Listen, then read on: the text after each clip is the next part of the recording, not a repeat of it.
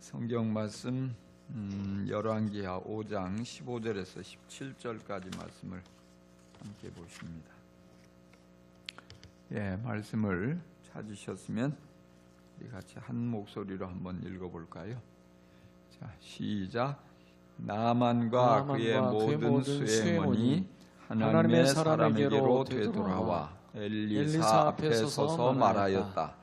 이제야 나는 온 세계에서 이스라엘 밖에는 하나님이 계시지 않다는 것을 알게 되었습니다.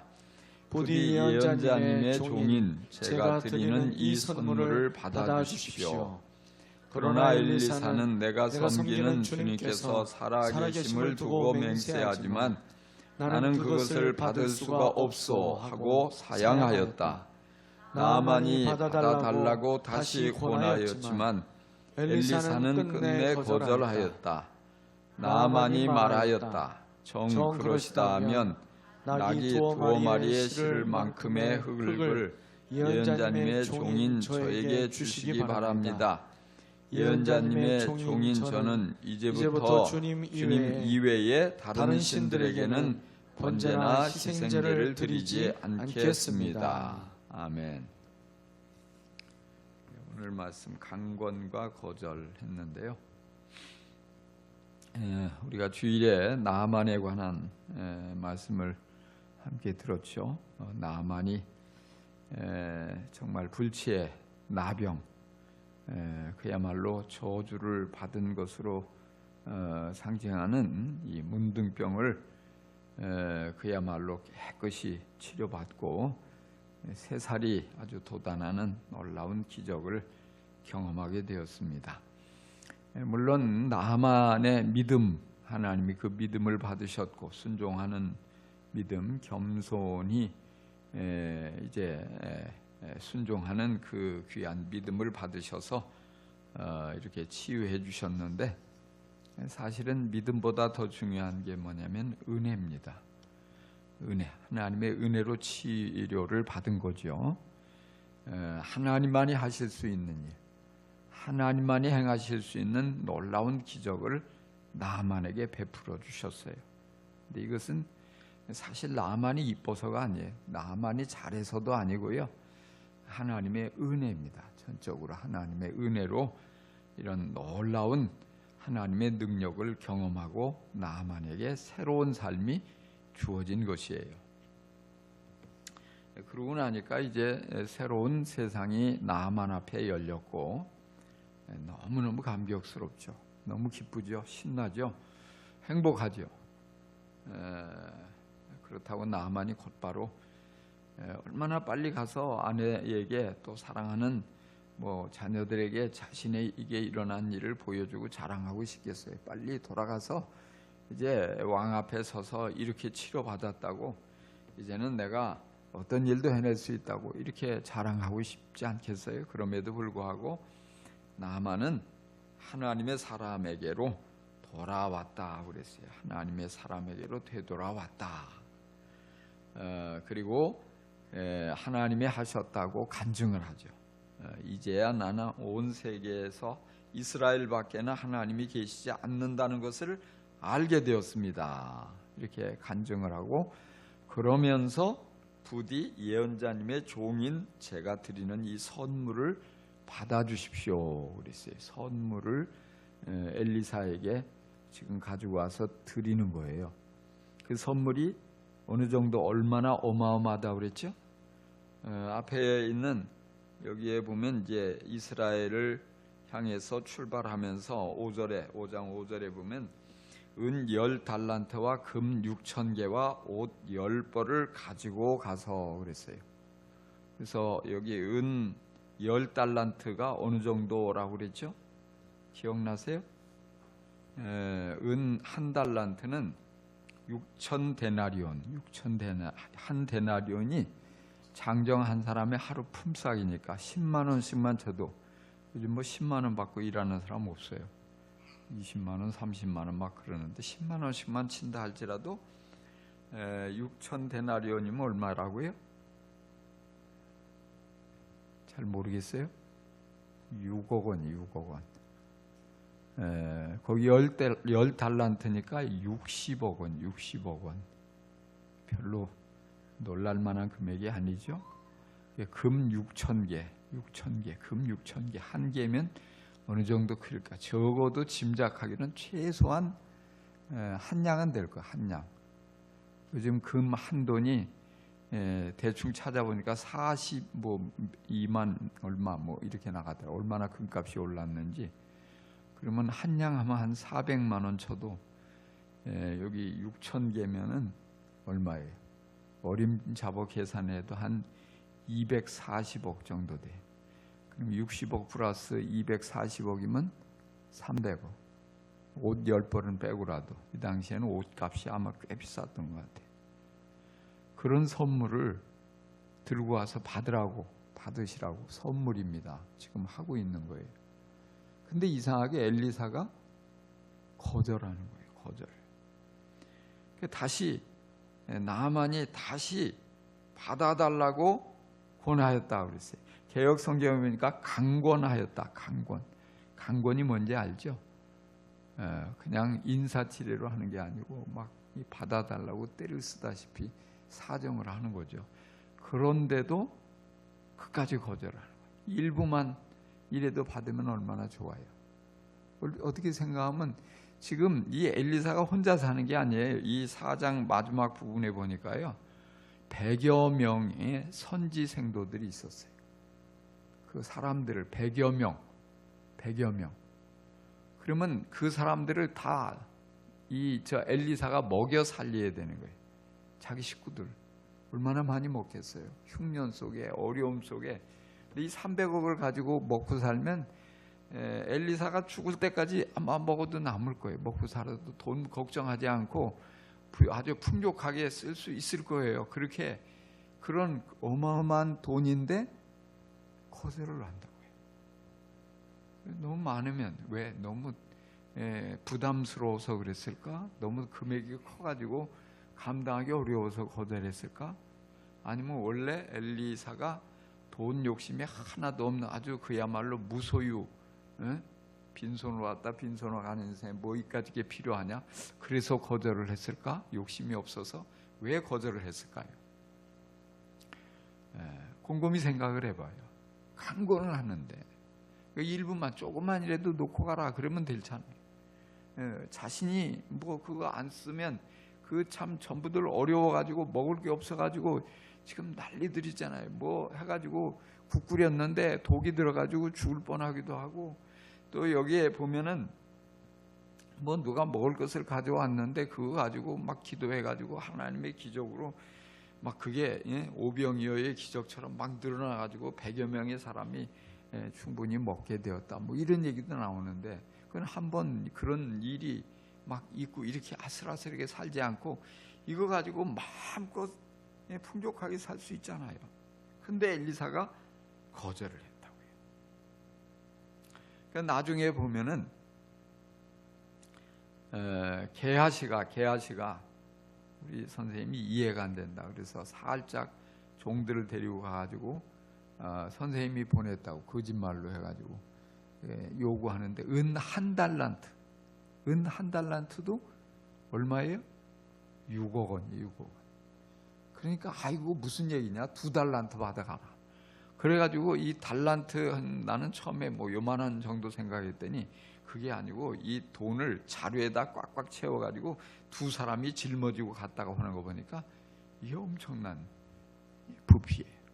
큰 돈이라 이 말이에요. 그러니까 이렇게 그랬는데 엘리사가 그걸 모를 리가 없잖아요. 알고. 그래서 책망을 하면서 지금이 은이나 옷이나 뭐 또는 뭐 이런 걸 받을 때냐? 지금이 그런 거 받을 때냐? 그러면서 저주를 하잖아요. 나만에 있던 그 나병이 내게로 옮겨가서 자손 대대로 넌 영원히 나병이 이어질 거다. 왜 이런 일을, 왜 이렇게 저주를 했을까? 정말 어떻게 보면 뭐 게하시가 자신만 혼자 가지려고 했다기보다는 그런 어려움 속에 이런 선지 생도들을 챙기려고 하는 그런 것일 수도 있지 않을까요? 왜 그랬을까? 왜 안 받았을까? 어떻게 보면 사실 이제 가끔 제게도 이렇게 뭐 선물로 어떤 분이 이제 뭐 이렇게 명절인데 과일도 가져오고 또 뭐 어떤 데는 아이고 목사님이 뭐 신발 사시느라고 상품권도 주고 뭐 이렇게 뭐 좋은 게 있으니까 뭘 이렇게 같이 나누자고 이렇게 하시기도 하고 그러거든요. 참 처음에 참 이거 뭐 만류도 하고 하지만 어떤 면에서 보면 그런 생각이 많이 들어요. 이분이 나에게 감사한 마음도 있지만 하나님께 대한 감사함을 이런 형식으로밖에 표현할 길이 없어서 하는 거구나. 주님을 향한 그 사랑을 감사함으로 받고 축복 기도해주고 하나님께서 그 사람을 더욱 사랑하셔서 잘되게 해주시면 그것이 더 유익하지 않겠나 이런 마음으로 받아요. 제가 막 거절해가지고 엘리사처럼 그냥 도로 가지고 가라고 이렇게는 차마 하지 못하죠. 근데 그렇게 가만히 생각을 해보는 거예요. 사실 우리가 하나님의 은혜를 입어서 감사하지만 하나님께 국밥학으로도 대접해 드릴 수가 없어요. 그렇잖아요. 하나님께 여러분이 봉투를 직접 드릴 수 있어요? 그리고 하나님이 그거 받으시지도 않고 또 물론 여러분들이 헌금을 교회에다가 헌금을 하지만 그렇다고 해서 이것이 하나님께 직접 올라가는 것도 아니에요. 교회가 복음을 위해서 사용하고 하나님 나라를 위해서 쓰지만은 그러나 이것이 직접적으로 우리는 하나님께 그 어떤 감사함을 물질로 표현할 길이 없어요. 그렇기 때문에 뭐냐면 우리가 하는 방법은 하나님이 목사님을 통해서 말씀으로 은혜를 주셨으니까 목사님께 감사하면 내가 하나님께 대한 감사의 표현이지 이렇게 가는 거예요. 또는 교회에다가 헌금을 하고 하나님 나라를 위해서 이것이 바르게 사용되어지고 그러면 하나님이 기뻐하시겠지 이런 마음으로 헌금도 드리고 하는 것입니다. 그렇지만은 중요한 것은 하나님께로 직접 가는 건 아니다. 그러나 그런 방식의 표현 방법이라고요. 그것이 잘못된 것은 결코 아니에요. 왜? 그런 형태로도 우리가 감사를 해야죠. 감사를 표현하는 것이 중요하단 말이에요. 그것마저도 안 하고 입 싹 씻어버리고 그냥 난 당연히 이렇게 하는 것은 오히려 우리 신앙이 위험하고 어려울 수 있어요. 그러니까 우리는 자꾸 적극적으로 감사를 표현하는 것이 마땅해요. 그리고 엘리사가 모든 것을 다 거절했을까? 그렇지는 않은 것 같아요.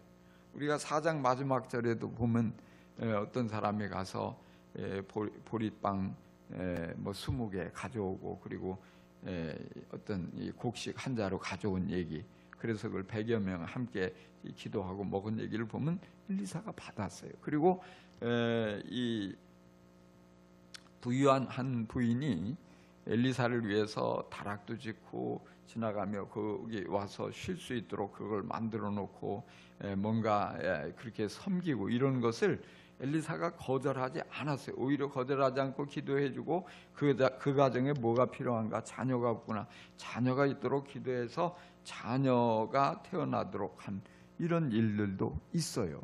그런 거 보면 무조건 다 거절한 게 아니었는데 오늘 이 말씀 속에서는 그 어마어마한 선물을 거절했단 말이에요. 그 이유가 뭘까요? 1차적으로 보면 여기 17절에 보니까 그래서 나만이 이제 자꾸 거절하니까 그러면은 내가 나귀에 흙을 싣고 가서 또 거기에 단을 쌓고서 거기에 주님께만 번제를 또 희생제를 드리겠다. 오직 하나님께만 내가 예배를 하겠다. 그렇게 표현을 하죠. 이걸 볼 때에 엘리사가 생각한 중요한 것은 그것으로 보여지는 거예요. 혹여라도 어마어마한 선물을 주고 나서 내가 은혜에 대한 모든 대가를 다 지불했다, 빚을 갚았다 이렇게 생각하고 끝나지 않을까, 이것을 내 염두에 둔 것으로 보여져요. 우리가 사실 하나님께로부터 받은 은혜가 커요. 큰 은혜를 받았어요. 근데 착각하기 쉽단 말이에요. 왜? 내가 하나님께 감사원금을 이렇게 드렸잖아. 또는 내가 교회가 필요할 때 교회를 위해서 이렇게 큰 목돈을 건축원금으로 드렸잖아. 내가 하나님 나라를 위해서 이렇게 열심히 가서 복음도 전하고 몸을 바쳐서 죽어라고 힘들게 봉사도 했잖아. 그러니까 나는 은혜를 다 갚았어. 이렇게 생각할 수도 있어요. 혹시라도 여러분 중에 그렇게 생각하는 분이 있다면 오늘 생각을 바꾸는 계기로 삼을 수 있기를 바랍니다. 왜 그래요? 자, 그러니까 300억 얘기했어요. 300억. 나병이 치료된 것을 300억으로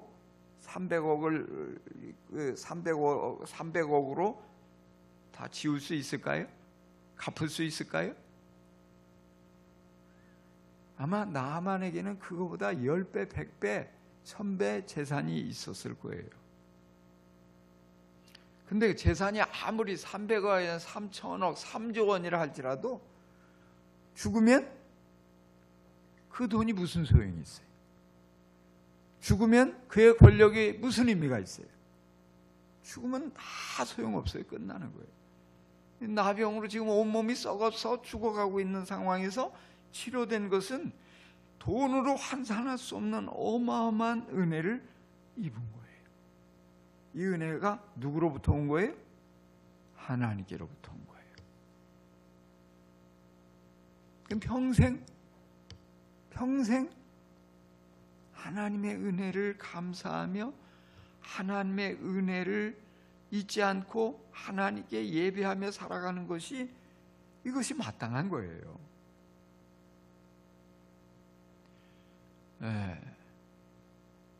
그러니까 엘리사는 그것을 내다보는 거예요. 이거 받고 난 충분한 대가를 지불했으니까 하고 한순간에 싹 다 잊어버린다면 안 된단 말이에요. 그러니까 안 받으니까 부담감에 가서 내가 이제 앞으로는 평생 내가 하나님, 이스라엘의 하나님밖에 정말 살아계신 하나님이 없는 줄 내가 알았으니까 다른 신에게는 절대 제사하지 않고 오직 하나님께만 예배드리겠다, 하나님만 섬기겠다 결단을 하잖아요. 참 우리 주위에 보면 그런 분들을 봐요. 최근에도 주빌리 교회 목사님하고 이렇게 이제 식사를 하고 오면서 나누는데 이 외국인 이 다문화 사람들을 많이 열심히 전도하려고 섬겨주고 막 하면은 이제 어떤 고마운 마음에 한번 나와주고 그리고 땡이라는 거예요. 정말 그 영혼이 불쌍하고 복음 듣고 구원받기를 원하는데 계속해서 하나님께 예배드리고 이렇게 되기를 원하는데 당신이 나를 위해서 애써줬으니까 내가 당신 교회에 한번 가줬으니까 빚 갚았다 이렇게 생각하는 사람들이 뭐 그 외국인들뿐만 아니라 우리나라 사람들 중에도 많이 있단 말이에요. 그건 아니잖아요. 하나님의 은혜가 말이에요. 사실 우리가 또 이렇게 막 정말 기도해야 하고 다급하고 어려울 때 하나님 내가 이것만 해주시면 내가 은혜를 잊지 않겠습니다 그래놓고 지나고 나면 다 잊는 경우가 많아요. 우리들도 그리스도인인 우리들도 그런 경우들 많아요. 여러분 많지 않아요? 막 급할 때는 막 기도하고 그리고 잊어버리고. 어떻게 보면 우리가 얻은 구원도 그렇죠. 다른 건 뭐 다 내려놓고 구원받은 거 하나만 해도 그걸 어떻게 돈으로 환산하겠어요? 나 같은 죄인의 죄를 용서해 주시고 하나님이 자녀 삼아 주시고 영원한 생명을 주시고 천국을 주시고 이걸 생각할 때 우리는 갚을 수가 없어요. 무엇으로도. 그냥 감사하면서 평생 감사하면서 하나님께 우리가 온 모든 걸 쏟아서 예배드리고 하나님 너무너무 감사합니다. 그리고 살아도 뭐 충분하지 않아요. 부족한 거예요. 그런데 우리가 만약에 어떤 나름대로 우린 뭐 아까 300억 돈으로 굳이 계산해서 얘기했지만은 자기 인간의 생각, 자기 생각에서 이거는 엄청난 거지만 하나님이 보시기에 300억이 그게 무슨 대수겠어요. 그 금덩어리, 그 은 10달란트, 하나님께는 그야말로 이 손톱의 때만큼도 아무것도 아닌 거예요. 온 우주가 하나님의 것인데, 얼마나 이 큰 우주의 주인이신데 하나님 뭐가 부족해요? 근데 우리는 그걸 가지고서 내가 이렇게 그런 모든 부분들을 우리가 생각을 바꿔야 돼요. 그래서 나는 이렇게 했는데 그게 은혜를 갚은 게 아니에요. 턱없이 부족한 거예요. 감사하는 게 마땅하지만은 지금 엘리사는 그걸 꿰뚫어 보고 있는 거예요. 그러니까 받고 싶은 마음이 간절하지만 필요하지만은 그걸 이 나만이 정말 돌아가서 그런 환경과 여건도 아닌데 하나님을 섬기는 게 얼마나 어렵겠어요. 그러니까 그 은혜를 너는 아무것도 갚은 게 없어. 그러니까 너는 늘 하나님 앞에 예배하고 하나님의 은혜를 찬양하고 영광을 돌리고 이렇게 사는 게 마땅한 거야. 이걸 가르쳐 주려고 거절한 거예요. 또 한 가지 보면은요, 지금이 그 은을 받을 때냐 책망을 하는 말씀이 이제 5장 제일 뒷부분에 나와요. 게하시에게. 엘리사는 그걸 내다보는 거예요. 그 은혜에 대한 감사, 하나님에 대한 감사도 있지만은 사실 엘리사와 이스라엘에 대한 감사도 가져야 되거든요. 그러면 이걸 받아버리면 다 이제는 나 의무 다 끝났어. 그러니까 내 마음대로 할 수 있어. 이런 생각 가지고 전쟁을 일으킬 수 있는 거예요. 이 당시 시리아는 이스라엘보다 훨씬 강한 나라예요. 이전에도 전쟁을 일으켜서 그 계집 종, 여자 소녀 아이 잡아다가 종으로 삼아가지고 그랬잖아요. 그런 일들이 많은데 앞으로도 마찬가지. 그거를 내다보고 이것의 어떤 빚진 심정으로 그렇게 하도록 한 건데, 이 눈치 없는 게하시가 또 거기 가가지고 은 2달란트를 받아와 버렸어요. 옷 2벌을 받아와 버렸어요. 그러면 그걸로 해가지고 어떤 나는 내 의무 다 했다, 빚진 거 없다, 그리고 또 쳐들어올 수 있단 말이에요. 그러니까 책망을 하는 거예요. 그러니까 그 나병이 네게로 옮겨간다, 저주를 한 거예요. 실제적으로 우리가 6장 7장 계속 보면은요, 시리아가 쳐들어왔어요. 엘리사도 포위했던 적이 있고, 엘리사가 한 번은 그들의 눈을 어둡게 해가지고 다 끌고 가지고 따라오라고 해서 이 사마리아 성 한가운데로 그대로 그냥 완전히 다 포로로 막 그렇게 해서 다 쳐버릴까 하니까 이 포로를 잡은 것도 아닌데 잘 먹여서 보내라, 돌려보내죠. 그랬으면 이제 좀 깨달아야 되는데 또 포위해가지고 나중에는 사마리아 성을 포위해버리니까 이스라엘에 먹을 게 없어가지고 심지어는 그 엄마가 자기 자식을 잡아먹는 이런 끔찍한 일까지 일어날 정도로 기아에 허덕이는 이런 일들, 아주 나라가 망할 그런 위기를, 그 고통을 겪잖아요. 그런 것들을 내다본 거예요. 물론 이 뒤에 보면 나만이 쳐들어왔다는 얘기는 없어요. 그러나 시리아가 쳐들어와서 그런 이스라엘의 위기를 안겨줬다고요. 그러니까 그걸 뭐냐면 그냥 돌려보내야 되는 거예요. 왜? 이 빚진 심정으로, 미안한 마음으로, 부담감도 갖고, 그 좀 이스라엘을 쳐들어오지 않도록 그런 것들을 내다보는 거죠. 그래서 어쨌든 우리가 여기서 얻게 되는 중요한 교훈 한 가지만 딱 생각하자고요. 그게 뭡니까? 절대로 우리는 하나님 앞에 늘 할 수 있는 최선을 다해서 감사를 표현하지만은 그렇다고 해서 내가 빚을 갚았다는 그런 해방감을 갖지 말자. 늘 하나님 앞에 빚진 자의 심정, 하나님의 은혜, 그야말로 내가 평생 모든 것을 다 쏟아가지고 갚아도 10분의 1, 100분의 1도 못 갚, 1000분의 1도 못 갚는 것이 우리의 삶이에요. 늘 그래서 그 은혜, 마땅히 내가 받은 은혜가 크기 때문에 마땅히 베풀 기회가 있을 때 베풀고, 감사할 수 있을 때 감사하고, 주님의 어떤 필요를 보여주고 헌신하도록 감동 주실 때 망설이지 말고 헌신하고, 주님이 정말 나를 보내서 복음을 전하도록 시킬 때 기쁜 마음으로 다 하고, 그리고 주님 내가 빚 갚았습니다 이게 아니라 마땅히 종이 해야 할 일했습니다. 그러나 주님의 은혜는 이거와 비교할 수 없이 큰 은혜를 입고 나는 그 은혜에 대한 그 빚진 부담, 이걸 안고 살겠습니다. 이런 마음으로 살아갈 때 주님께서 그런 우리를 기뻐하시고 계속해서 은혜를 부어주시는 거예요.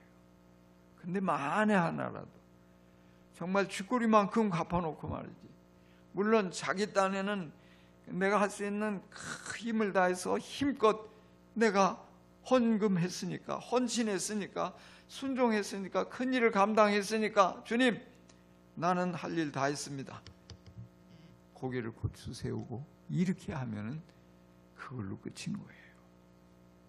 그래서 언제나 우리 정말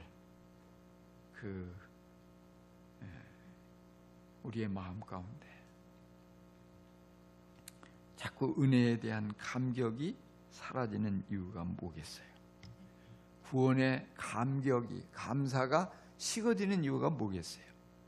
바로 이런 것 때문이에요. 정말 예수님 하고 불러도 그냥 눈물이 주르르 흐르고, 정말 내가 구원받은 이 은혜 하나만 생각해도 너무너무 감사하고 행복함이 밀려오고, 은혜에 우리가 이게 거저받은 은혜다. 하나님께서 아무 대가 요구하지 않고 마냥 나를 사랑하셔서 부어주신 이 은혜라는 이 확신이 우리 안에 자꾸 이 식어져서는 안 되는 거예요. 사단은 자꾸 그런 것들을 통해서 자꾸만 갚은 것처럼 착각하게 만드는, 여기 속지 말고 우리는 언제나 정말 오늘 이 말씀을 기억하면서 정말 하나님이 내게 베푸신 크고 놀라운 은혜, 이 모든 것이 거저 주신 것이다, 거저 받은 은혜다.